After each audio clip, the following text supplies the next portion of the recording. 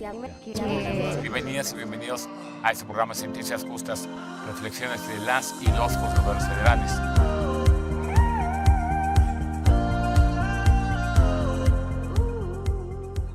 Bienvenidas y bienvenidos a este programa Sentencias Justas, reflexiones de las y los juzgadores federales. Soy Iván Arce Ferinda Hernández, juzgador federal, y me congratula tener en este espacio al señor juez Antonio Ordóñez. Bienvenido, juez, y gracias por aceptar la invitación a este programa.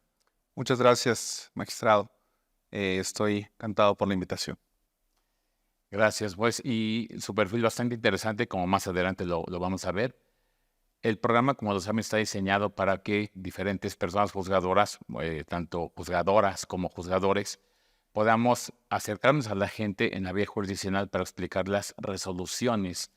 Pero también la vía no jurisdiccional, Antonio, en el sentido de que también la Comisión de Derechos Humanos, en una labor altruista, una labor que lleva a cabo para que podamos también acercarnos desde el punto de vista prácticamente de la Comisión, la ardua tarea, la ardua labor que lleva para ese espacio, y agradecemos a la también, desde luego, gran colaboración de todo el equipo y de la presidenta Mirna García Morón.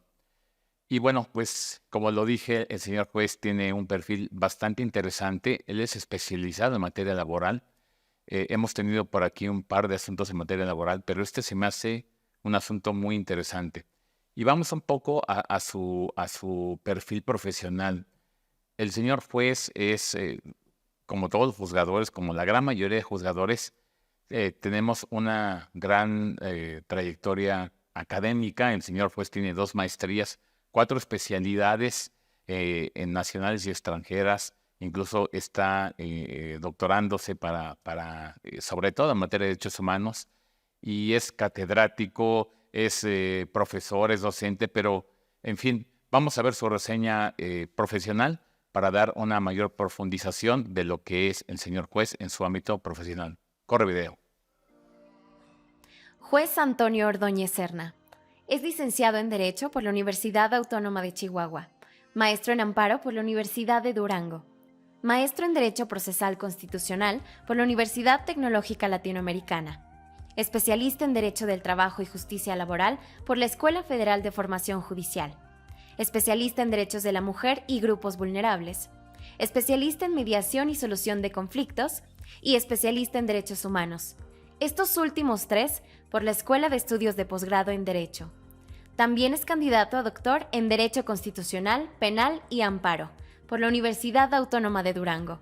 Asimismo, cuenta con estudios de derechos humanos en el extranjero por la Universidad degli Studi di Perugia, Italia, y Corporación de Jueces y Magistrados de Colombia y la Asociación Nacional de Fiscales de Colombia. Ha sido docente en diversas casas de estudio, como la Universidad Autónoma de Ciudad Juárez, Universidad Tec Milenio, Universidad de Durango, Universidad Panamericana, Universidad Nacional Autónoma de México, la Escuela Federal de Formación Judicial, Casas de la Cultura Jurídica de la Suprema Corte de Justicia de la Nación, entre otras. También ha sido coordinador de extensión de la Escuela Federal de Formación Judicial. Ha sido capacitador de juezas y jueces especializados en materia laboral, tanto en el ámbito local con los poderes judiciales de los estados de Chihuahua, Tlaxcala, Michoacán, Sinaloa e Hidalgo, así como a nivel federal a través de la Escuela Federal de Formación Judicial. Dentro del Poder Judicial de la Federación, se ha desempeñado como oficial administrativo, secretario particular, secretario de juzgado y de tribunal colegiado. Ocupa el cargo de juez de distrito desde noviembre de 2022 y actualmente es titular del 17º Tribunal Laboral Federal de Asuntos Individuales con sede en la Ciudad de México. Pues como se denota, un perfil bastante interesante, juez Antonio, y trae un asunto muy interesante. De verdad es un asunto súper interesante porque se trata precisamente de una persona, de un beneficiario, un pensionado que falleció.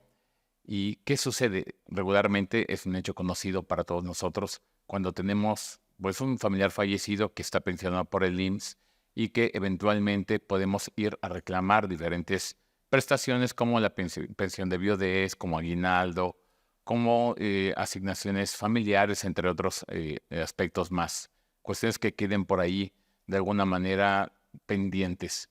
Pero, ¿qué sucede cuando llega una persona a reclamar esta pensión de viudez en aspecto de beneficiario y se trata de un varón fallecido y quien va a reclamar precisamente es otro varón? Pero cuando se tiene registrado en el Seguro Social a una aparente esposa, un vínculo matrimonial de esta naturaleza, y bueno, ¿qué sucede cuando un juez se enfrenta ante una cuestión de esta naturaleza? Donde prácticamente las personas buscan, desde luego, un beneficio cuando una persona falleció, cuando tiene estos derechos de alguna manera no claros. Pero ¿qué pasa cuando en el aspecto mismo hay dos beneficiarios? Vamos a ver el video temático de este asunto para profundizar más en el tema, y al regreso del video nos explicará el juez Ordóñez lo relativo a todo este panorama y la consideración que tomó para el efecto de su resolución. Corre video. En este caso que les vamos a presentar y que sucedió en el Estado de México, tras el fallecimiento de Rogelio Miguel, se presentó ante ese IMSS para reclamar los derechos de pensión de viudez y otras prestaciones pendientes. Pero ¿cuál fue su sorpresa al enterarse que el Instituto Mexicano del Seguro Social tenía registrada a Laura como esposa de Rogelio y por tanto ella era la beneficiaria acreditada? Incluso el IMSS ya le había otorgado una pensión de viudez que después le suspendió. Lo peor del caso es que Miguel, por ser varón reclamando el derecho de viudez de otro hombre, sufrió aparentes discriminaciones por parte del personal del Instituto Mexicano del Seguro Social, al grado que le negaron acceder a esos derechos y tuvo que demandar laboralmente al IMSS para hacerlos valer. De este procedimiento laboral conoció el juez Antonio Ordóñez Serna, el cual advirtió lo siguiente. 1. Que Miguel tenía un acta de concubinato con Rogelio, y su relación sentimental de muchos años la apoyaban 3 testigos que los conocían y que declararon en el procedimiento. 2. Que si bien el fallecido Rogelio tenía registrada a Laura como beneficiaria, se llamó a esta persona al procedimiento laboral y nunca compareció. 3.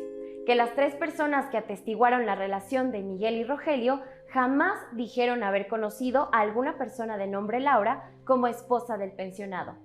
4. Que el Instituto Mexicano del Seguro Social no tenía el documento donde Rogelio hubiera designado como beneficiaria a Laura, porque por un error no se adjuntó a la contestación de la demanda y nunca lo presentaron.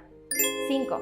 Que el citado juzgador ingresó a la plataforma digital pública del Gobierno del Estado de México para ingresar los datos de la supuesta acta de matrimonio entre Rogelio y Laura, y el resultado arrojó a 2 personas totalmente distintas. Por esa razón, el juez decidió darle la razón a Miguel al advertirse que no estaba acreditado el vínculo matrimonial del pensionado fallecido con Laura, que además ésta no quiso presentarse al procedimiento laboral a reclamar derechos del Instituto Mexicano del Seguro Social, no tenía cómo demostrar esa designación hecha por la persona fallecida, por lo que más bien parecía ser un trámite irregular. Así, el juez condenó al Instituto Mexicano del Seguro Social al pago de la pensión de viudez, pago de prestaciones en especie, asistencia médica y aguinaldo, en favor de Miguel y no de Laura. Finalmente, dado que se trata de una resolución que patentiza la igualdad de derechos de grupos vulnerables, como son las parejas del mismo sexo, frente a una presunta autoridad discriminatoria, el juez Antonio Ordóñez Serna nos explicará en este programa las consideraciones de su determinación.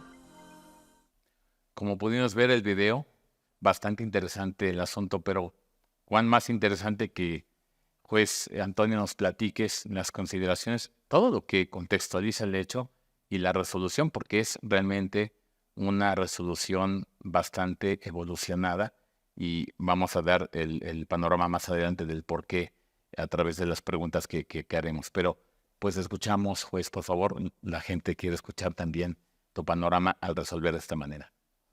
Claro, pues bueno, ya lo adelantabas tú. Es un caso muy interesante por las particularidades que lo rodean, y no quiero dejar de mencionar que también es un caso dentro de la generalidad de los asuntos que no deja de ser de los comunes que vemos todos los días. Muchas veces nos enfocamos en los casos tan particulares por la trascendencia que pueden tener, pero el día de hoy yo te he querido traer acá un caso de estos que son de todos los días, pero con estas particularidades nada más que lo hacen especial y que merece precisamente una reseña particular. En el caso concreto acudió una persona, un varón, a solicitar por parte del tribunal que el tribunal le otorgara una pensión de viudez. Esto derivado de que pues había tenido ciertas dificultades ante el Instituto Mexicano del Seguro Social para que le reconocieran el carácter de concubino de una persona fallecida, que en este caso también era un varón. Era una relación de concubinato que no era menor, era ya de algunos años, de bastantes años, no era reciente. Las dos personas pues eran pues ya adultos entre 40 y 50 años cuando se presenta la situación y por ende pues ya tenían una relación bastante amplia. Esto es la versión que presenta la persona que promueve la demanda. Entonces, pues la persona se ve en la situación de que en el Instituto Mexicano del Seguro Social sufre algunos actos de discriminación, porque al tramitar la pensión, o al menos el intentar tramitar la pensión, le hacen de su conocimiento que no se la pueden otorgar porque ya existe una beneficiaria legal, y una beneficiaria a la que además ya se le otorgó una pensión de viudez. Le señalan el nombre, le dicen que es pues a quien en vida el trabajador había registrado como su beneficiaria y esta persona ya después de que ocurrió la muerte, pues solicitó su pensión de viudez, se la otorgaron y actualmente aparentemente la estaba disfrutando. Ante esta situación, pues la persona que acude a presentar su demanda, pues ante la sorpresa, porque él desconocía cualquier situación de estas, pues investiga y se da cuenta de que a su parecer quizá pudiera tratarse de un acto simulado. No de estos actos en los que la realidad nos alcanza y decimos, bueno, podrían haber coexistido dos relaciones por parte de la persona que falleció con dos personas que pudieran haber generado igualmente derechos, como ocurre cuando se trata comúnmente de un varón y aparece una esposa, después una concubina o alguien con quien tuvo hijos. Entonces, esos casos son más o menos comunes. Pero en este supuesto, pues era una situación muy, muy particular, en la cual la persona, pues, solicita al tribunal que además investigue para ver quién puede ser, además de él, designado como beneficiario y que primero, pues, le designemos a él como beneficiario para así obtener el derecho a una pensión. Una vez que pasa esto, pues, de que presenta su demanda y pone el conocimiento del tribunal estos hechos, pues el tribunal hace una investigación. El tribunal fija convocatorias para que acudan las personas que puedan creer tener derecho igualmente que quien promueve, investigan el último centro de trabajo, investigan el último domicilio donde habitó la persona que falleció, investiga pues con el Infonavit, con el IMSS, entre otras instituciones de seguridad social como puede ser una Afore.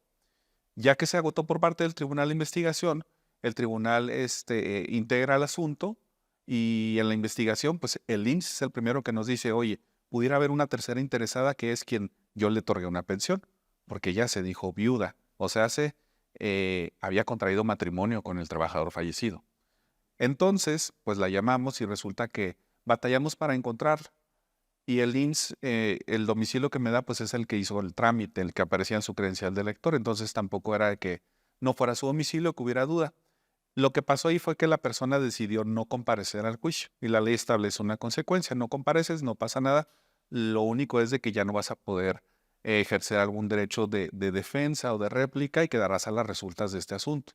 Las resultas no quiere decir que ya perdió. Las resultas querrá decir de que se atenderán a lo que yo juzgue, pero sin elementos en este caso, de esta parte. Claro.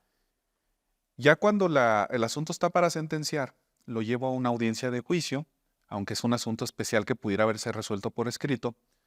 Por la situación de la persona que promovió, él se ve la necesidad de acreditar una dependencia económica, porque se decía concubino. Y si bien presentó documentos judiciales que lo acreditaban como concubino, pues estos documentos judiciales son después de la muerte, que no pueden ser fácilmente manipulables, porque se promueven y se acreditan como una jurisdicción voluntaria. Entonces, pues se vio la necesidad de llevar sus testigos ante mí. Los admití y escuché las declaraciones. Y lo hice con cierta cautela por el caso concreto, los derechos que estaban en disputa y también la situación de posible discriminación que estaba de por medio. No es fácil para las personas acudir nunca ante un tribunal.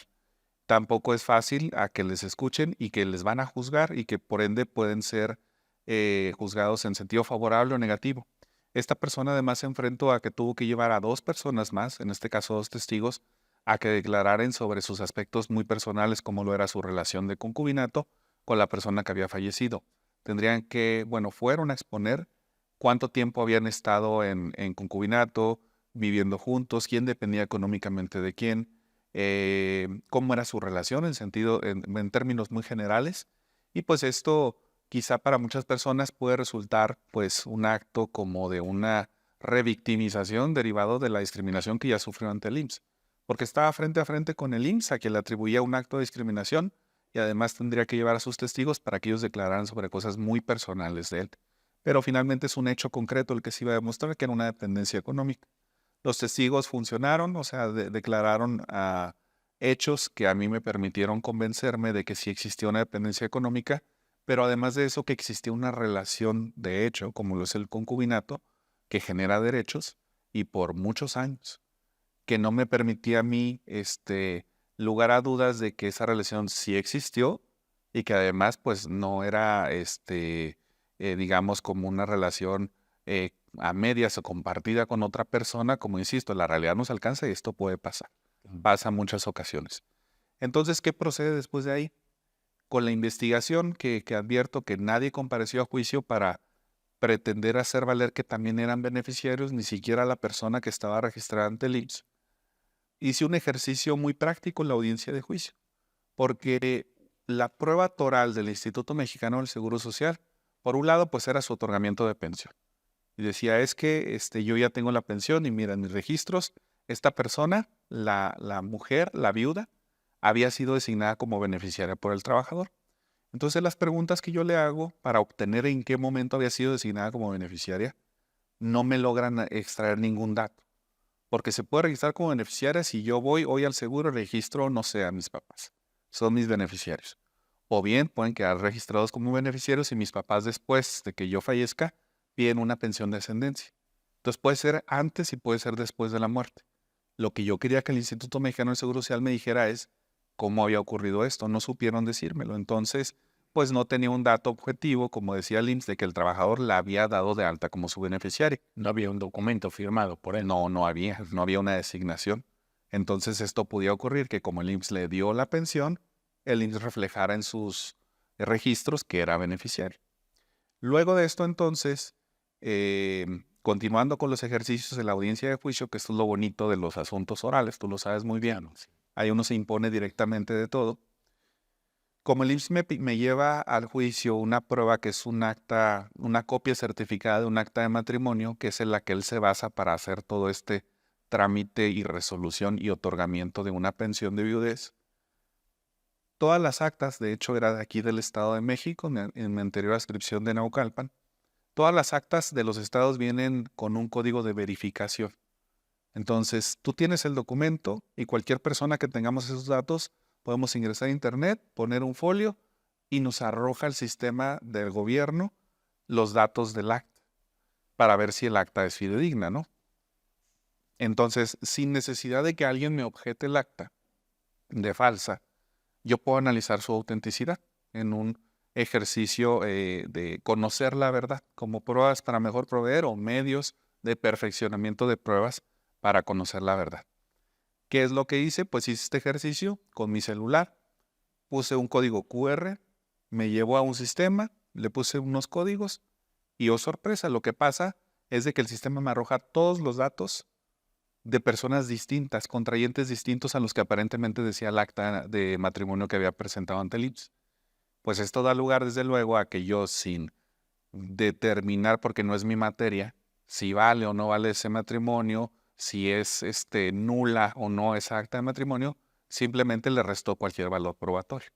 Ya el documento base con el que el Instituto Mexicano del Seguro Social había sustentado el otorgamiento de la pensión, lo retiras de la ecuación y no vale nada. Y en oposición a ello, confrontándolo, pues tengo ahora las declaraciones de los testigos, una resolución judicial que demostraba un concubinato, pues obviamente partiendo también de un principio de buena fe en favor de la parte promovente en este caso, porque desvirtuó cualquier situación con respecto a una tercera interesada. Claro. Además, la realidad de que la tercera interesada yo la llamé al juicio y decidió no ir. Nunca la pudimos conocer, no se presentó, pero sí fue la notificación hecha en su domicilio y nos acreditaron que en ese domicilio pues ahí vivía. Entonces, ¿qué dio lugar a esto? Pues finalmente que yo designara como beneficiario al actor y después resolviera sobre el otorgamiento de la pensión, se la otorgué y además de ello, pues al momento de cuantificar la pensión, esto es cuántas mensualidades se le debían y, por ejemplo, el pago del aguinaldo, todo esto, pues resultó que la persona promovente tenía alrededor de $500,000 a su favor. Y era una persona promovente que por su edad y su condición que yo pude advertir en la audiencia de juicio con lo ahí manifestado, pues pues tenía la necesidad como todos nosotros de tener un medio de subsistencia, como lo es el apoyo social, que es una pensión en este caso de viudez. Luego, con independencia de esto, de lo que significa pues resolver conforme a una realidad que te otorgan las pruebas, pero también pues un fenómeno social, ¿no? Que es que siempre las personas de la comunidad LGBTIQ+, se pueden enfrentar a muchos actos de discriminación, pues además tengo estas manifestaciones por parte del promovente de la demanda, de que dice en su demanda de que el Instituto Mexicano del Seguro Social, por conducto de ciertas personas que atendieron su trámite, pues le discriminaron, le hicieron palabras ofensivas en una ventanilla, gente se enteró, le hicieron sentir mal, pero mal, o sea, atentando contra su dignidad. Entonces, pues la persona pretendía, eso era una de sus pretensiones, que en el juicio laboral se analizaran estos aspectos. Entonces, ahí también lo tengo que destacar, con mucha cautela y tacto se le tuvo que explicar que si bien se le había otorgado la razón en cuanto a que fuera designado como beneficiario y además de que se le otorgara una pensión y además se le pagara todo lo que no se le había estado pagando, en el caso concreto, los actos de discriminación no eran materia del juicio. Claro. Esto es, yo no iba a enjuiciar a las personas que se les estaban atribuyendo esos actos de discriminación a efecto de que tuviera entonces una consecuencia jurídica mi sentencia en contra de ellos y en favor del trabajador. Fue básicamente lo que se le explicó, que la acción intentada estaba o las acciones, porque era designación de beneficiarios y luego otorgamiento de pensión, hacia el derecho laboral de seguridad social y otros aspectos ya vinculados con algún tipo de responsabilidad del Instituto Mexicano del Seguro Social por actos de discriminación a través de los servidores o servidoras públicas a quienes se le está atribuyendo, pues no podían estar sujetos a un juicio de mi parte en esa sentencia. Sin embargo, que pues dado el sentido que se le había dado a la sentencia protectora, pues se advertía que el fin último que estaba buscando el actor se encontraba satisfecho en el caso concreto, iba a ser reparado, al menos en lo declarativo, que significa que ya sea el designado no solamente para el Seguro Social, sino para todas las instituciones a las cuales pudiera él presentar esta sentencia declarativa como beneficiario de los derechos del trabajador que falleció, sino que también la restitución económica, pues, el que se le pague la pensión y se le pueda otorgar a él, pues, una prestación económica que en su momento no recibió, pero además de ello, como ocurre con cualquiera de nosotros que pidamos una pensión, pues también tenemos prestaciones en especie. Es la atención médica, quirúrgica, hospitalaria, un seguro de enfermedades, incluso un seguro de guarderías, todos estos derechos de seguridad social que podemos obtener cuando somos trabajadores o trabajadoras o bien asegurados o beneficiarios de un seguro de esta naturaleza. Entonces, finalmente, la consecuencia de todo esto fue, tuvo una persona que verse en la necesidad de demandar ante un tribunal laboral el reconocimiento de sus derechos como beneficiario de otra persona que trabajó y que ya falleció, que se le reconociera su carácter de concubino de esta persona y así, entonces, pueda ser declarado como beneficiario de una pensión por viudez. Y todo esto estando de por medio que existía aparentemente un matrimonio. Lo que la sentencia pone en evidencia es de que este matrimonio pues nunca existió porque, vaya, hicieron un tipo de fraude ante el IMSS. Una persona acudió a ostentarse viuda con un acta de matrimonio que resultó ser falsa, pero el IMSS no lo advirtió. El IMSS también, como institución de buena fe, pues hizo el trámite, tuvo los documentos a la vista, la otorgó, y cuando va esta otra persona, este es el motivo para decirle tú no. Y en el juicio le dijimos, quitamos este motivo, tú sí. Y se le otorgan todos los derechos, prestaciones de seguridad social. Y así finalmente, pues, en un caso que no es de los comunes, pues también se logra quitar ciertos estigmas en el sentido de que no muchas personas se atreven a ir a demandar una pensión de viudez cuando fueron parejas del mismo sexo, y sobre todo porque no tenía un documento jurídico que así lo reconociera, como que se hayan casado en vida, sino que simplemente era una relación de hecho de un concubinato, pero pues juzgando el caso con las pruebas idóneas y con pues una perspectiva de derechos, por supuesto que no es complicado arribar a una solución que proteja a este sector vulnerable, porque además pues es un sector vulnerable. Muchas gracias, Toño. Nuestro público es jurídico y no jurídico. Para contextualizar un poquito esta cuestión del beneficiario, cuando una persona llega a reclamar una pensión por viudez, se tiene que acreditar esta calidad con 3 factores: que sea la persona viuda, claro, o el viudo, en dado caso. Eso por un lado. Por el otro, que haya sido designado expresamente por el beneficiario, por el pensionado. Y 3, en dado caso de que no sea así, tendríamos entonces que realizar una investigación para verificar de quién dependía económicamente, si tenía viudo, si tenía hijos menores de 18 años o menores de 25 que estuvieran estudiando. Entonces, sucede que en este caso, el IMSS sí tenía una, digámoslo así, formalmente hablando, una persona designada expresamente por el propio pensionado, pero llega la persona, el realmente legitimado, que era el concubino, y dice, no, espérame, este matrimonio no existió porque yo viví con él en concubinato todo este tiempo. Y resulta que cuando llega entonces al IMSS no le creen, y aparentemente, según el contexto, es porque es un hombre con otro varón. Esto ha dicho de la propia resolución que me dice que está muy bien estructurada, Antonio, la verdad que te felicito, está muy, muy bien explicada, donde él se dice víctima de discriminación. Hablaste de grupos vulnerables, Toño. Tú eres un experto, bueno, un especialista en grupos vulnerables. Me consta que eres un gran luchador de estos derechos, de igualdad.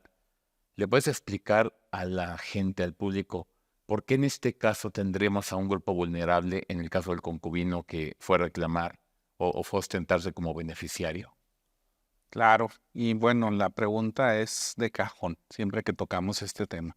Como dices, para que el público que a veces con estos términos jurídicos que uno luego suelta al aire como si todos los entendieran, pues es oportuno precisarlo.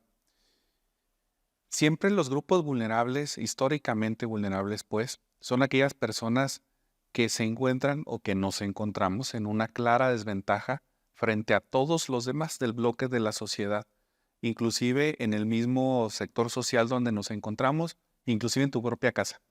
Claro. El ejemplo más visible para todos nosotros, yo creo que son las mujeres.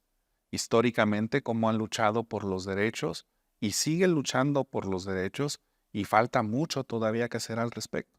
¿Por qué? Porque por el solo hecho de pertenecer a un grupo vulnerable, como lo puede ser mujer, ser niño o niña, ser indígena, ser una persona que no sepa leer ni escribir, ser una persona afrodescendiente, un extranjero, un trabajador migrante, las personas trabajadoras migrantes, por supuesto las personas que pertenecen a la comunidad LGBTI, y se encuentra una clara desventaja. ¿Por qué? Porque prácticamente podemos decir que en cualquier sector donde tú los ubiques, no van a estar en las mismas condiciones que los demás para ejercer sus derechos solo para ellos. O sea, no, ni siquiera para efecto de que tú digas, vamos a darles más prerrogativas para que se encuentren entonces nivelados. No, para tan solo ejercer los mismos que las otras personas, es difícil que lo puedan lograr. Aquí tenemos el caso específico. Si va una persona, una mujer, a solicitar una pensión de viudez con respecto de un trabajador, le va a ser siempre mucho más sencillo Que imagínate que si va una persona, un hombre, a solicitarla respecto de otro hombre, se enfrentan a una serie de barreras estructurales, sociales, jurídicas, porque no hasta hace mucho, porque también decimos que entonces la comunidad somos un grupo vulnerable. Tan solo hace un par de años, la ley del Seguro Social establece perfectamente que las pensiones de viudez son solamente para mujeres, porque el hombre es el que trabaja, el que provee y solamente la mujer puede acceder a las pensiones. Ahora después se prevé y dice, no, pues también los hombres, ¿no? O sea, pues es que hay que saber que la mujer también es capaz de trabajar y por ende de otorgar en derechos, bueno, de generar derechos en vida laborales y otorgarlos hacia el varón. Pero si van dos mujeres o dos hombres, nuevamente se topan. Estos trámites se pueden hacer en línea, pero si tú lo haces en línea y solicitas este tipo de pensiones, el solo sistema informático te va a decir no se permite registrar a parejas del mismo sexo. Como si fuera una fórmula que dijera como no es A y B, entonces no se puede. No se puede A o B y B. Así de barrera estructural se pueden enfrentar las personas cuando se trata del reconocimiento de estos derechos, desde muchos otros aspectos, ¿verdad? Por supuesto, pero simplemente la persona que te pueda tener en una ventanilla, te vas a enfrentar a que si tú eres varón y solicitas una pensión respecto de otro varón, o no te van a creer, o se van a burlar, o simplemente no te van a atender. O sea, son muchos los supuestos que se pueden presentar. Y aquí en el caso concreto, pues la persona se enfrentó a muchísimos. En ventanilla, en el sistema, en la ley, tanto que tuvo que ir hasta un juicio a demandar todo esto y a exponer su intimidad para que entonces el tribunal tuviera que así condenar al Instituto Mexicano del Seguro Social a que le otorgara la pensión. Pero vemos a todo lo que nos estamos enfrentando, que una persona tenga que exponerse en su intimidad y de alguna otra forma volver a poner en el centro su dignidad para acceder a un derecho, pues desde luego no tendría que ser necesario. Pero por eso es un grupo vulnerable, porque se ve enfrentado a ello cuando quizá otra persona u otro sector hubiera hecho el mismo trámite y no hubiera tenido ese tipo de problemas. Y ahora, Toño, que mencionas la ley, a mí me llamó la atención algo bastante peculiar. Claro, estamos hablando de una ley anacrónica, ¿no? Una ley, la ley del Seguro Social, que tuvo vigencia del 73 hasta 1996, el 30 de junio. Esa ley, el artículo 152 que invocaste en tu resolución, dice que tendrá derecho a ser beneficiaria la esposa, no, perdón, la viuda, dice, o quien fungió como esposa del pensionado. Es decir, hace un señalamiento expreso de una diferenciación de sexos en cuanto a que debe ser esposa o concubina, con letra A, tal cual, del beneficiario, perdón, del pensionado o del fallecido.